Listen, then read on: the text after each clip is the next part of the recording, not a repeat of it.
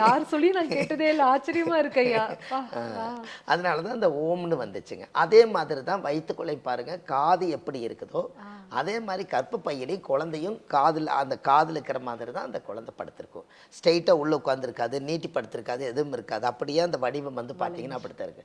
எல்லாமே நம்ம உடம்புல இருக்கக்கூடிய அங்க லட்சணத்தில் இருந்து தான் குழந்தைகள் வந்து உருவாகுது. திரும்பி அதை வெளியெடுத்து பார்க்கும்போது அதே அங்க லட்சணத்தோடு பிறக்கும்போது ஒவ்வொரு பிம்ப சக்தியும் கடவுள் அப்படி கொடுத்துருக்காரு பாருங்களேன். இப்படியெல்லாம் வந்து ஒரு 10 மாதம் அர்த்தத்தோடு இந்த வார்த்தைகளை எல்லாம் தெரிஞ்சு இந்த உலகத்துக்கு கொடுக்கறதுல ஒரு பெரிய அற்புதம் என்னென்னு கேட்டிங்கன்னா, இனிமேல் பிறக்கும் குழந்தைகளுக்கு இப்படி ஒரு தாய் இருந்து 10 மாதம் தவம் இருந்தன்னு சொல்கிறதுக்கு பதிலாக இந்த ஆதிகால பரிகாரத்தை எடுத்து ஒவ்வொரு மாதத்துலேயும் நம்ம என்னென்ன சொல்லிக்கிறோமோ அதன்படி செஞ்சாங்கன்னா அந்த குழந்தை இந்த உலகத்துக்கு பிறந்து நாட்டுக்கும் நல்லது செய்யும், வீட்டுக்கும் நல்லது செய்யும். நாளைக்கு இந்த காரியத்தை யார் எடுத்து செஞ்சாலும் அந்த குழந்தை பிறக்கும்போது அறிவோடு பிறந்தால் வீட்டுக்கு ஒரு விஞ்ஞானி கண்டிப்பாக பிறக்கும்னு சொல்லுதுங்க. அருமை ஐயா. உன்னை போல் யார் என்று இந்த உலகமே புகழ வேண்டும் அப்படின்னு தான் ஒவ்வொரு பெற்றோரும் ஆசைப்படுவாங்க இல்லைங்களா?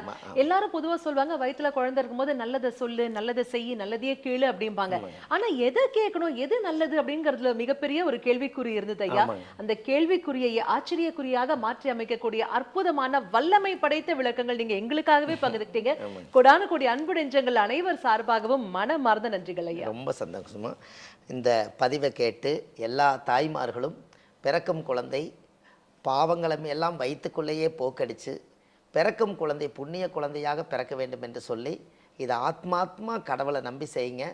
பிறக்கும் குழந்தை உங்களுக்கு வீட்டில் ஒரு விஞ்ஞானியாக பிறக்கும் என்று சொல்லி பாரம்பரிய திருவள்ளுவர் குலத்தில் பிறந்து அடியன் சுப மாரிமுத்து மனதார சொல்லியிருக்கேன்.